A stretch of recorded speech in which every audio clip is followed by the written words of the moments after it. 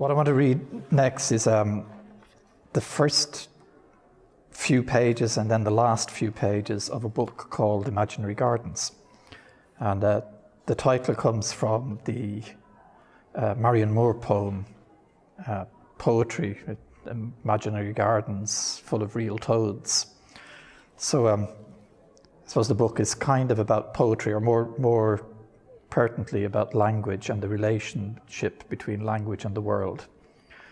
And it is my long-standing position that everything is real, that the world is actually real.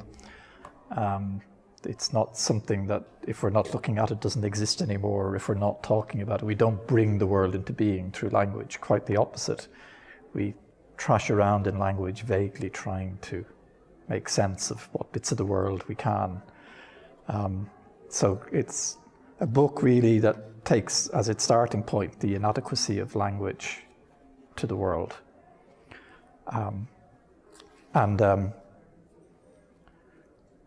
That then leads on to thinking in terms of systems and ecologies, that language is an ecology as much as the lake outside the window is an ecology, or whatever. So it starts from there and then goes around the place a bit, then ends up. It's actually 100 pages long. I won't read it all.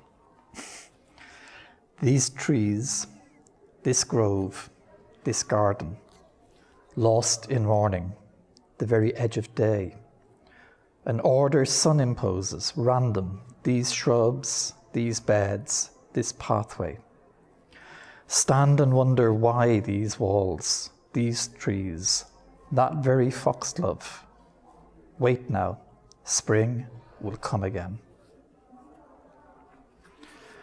Around the statue, the blue forget-me-nots, drift of lawn, trees, wall behind, all gone now under brick and tar. Buried and lost almost, but that these words recall, nearing perfection, slowly, sit in the dark and wait, in the light and wait. As if one could, as if the day meant something, the sun, the waning light. This time spent utterly, this life itself, lost under drift, transmogrified. Drift wash over grass, some trees, nothing accurate. What is it anyway? What is? Nothing falls out over water, stone, a certain symmetry, sweeps silent round and round, the white figure standing, snail trail on the path, a snail itself on the path, curve in the sand. What life, what sound grows here? The snail knows to be a snail. The garden knows nothing. It is an order. Flowers here balance always, moving always, an unknown river. Variation flows in which we have come home, in which we have never left. A certain singularity, form. Each step a switch. Each switch a path, blind selection. Strings of code waiting the moment for action. A set of messages that fade, that fly.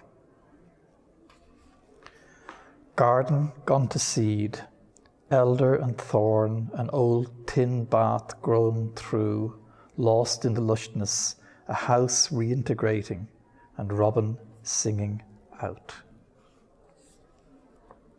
Evening.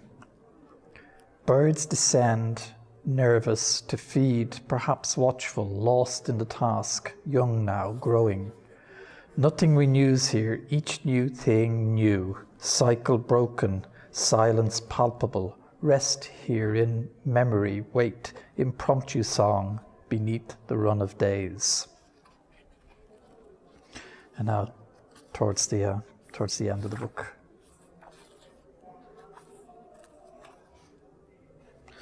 Walk through dunes, the wind abates and undulates beneath your feet and rise above the blue. The sand yields little to reason, grass binds, lightly pass between. A Attending these words, the bird attends, cat on the wall, morning unfolds, long and unmolested. Events, moments are all attended. Clear, bird, cat, light after rain, after the night. Say a moment's inattention costs everything, slips away, the day extends beyond these things. And so end here where land and water are indistinguishable, air also edge and myriad things, colour the light alive with what is essence extends these few demands, and so begin. Recession of plains, mountains lit from within, it seems each one its own space, real and yet not, sure now land arrives. Across the glen, trees, rock, mist. Rain between which light moves, it doesn't. Walk the land and sea, earth, water, fire and air, but mostly water. Are we there yet? We're here now.